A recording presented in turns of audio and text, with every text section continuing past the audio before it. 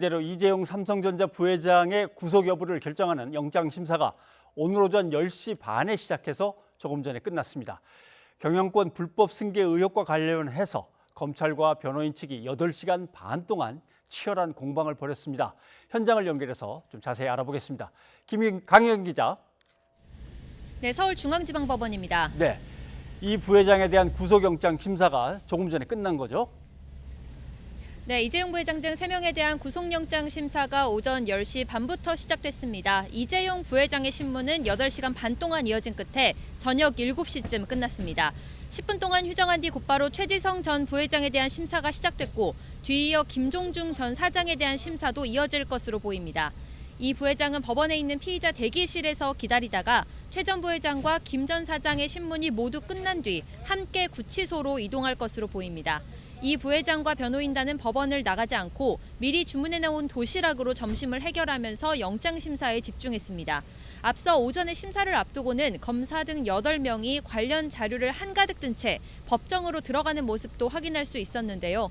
주말 내내 주요 혐의와 구속 필요성 소명을 위한 PPT 자료 준비에 총력을 기울인 것으로 전해졌고 관련 내용이 담긴 의견서도 어제 법원에 제출한 것으로 확인됐습니다.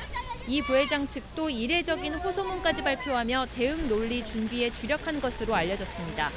관련 수사가 1년 7개월가량 이어져 온 만큼 검찰이 법원에 제출한 수사 기록만 무려 400건, 20만 쪽 분량에 달합니다. 내용이 방대해 오늘 피의자 신문도 일과 시간을 넘겨 늦게까지 이어진 것으로 보입니다.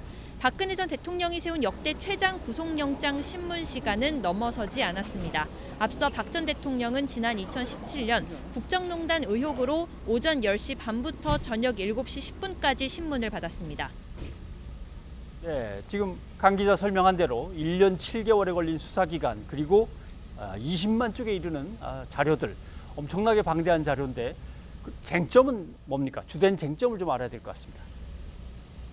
네, 우선 이 부회장의 원활한 경영권 승계 작업을 돕기 위해 삼성그룹이 진행한 작업들이 중대한 범죄에 해당하는지 또 이재용 부회장이 여기에 연루됐는지가 주된 쟁점입니다. 검찰은 지난 2015년 삼성물산과 제일모직 합병에서 이 부회장에게 유리한 합병 비율을 만들기 위해 그룹 전체가 움직인 것으로 보고 있습니다.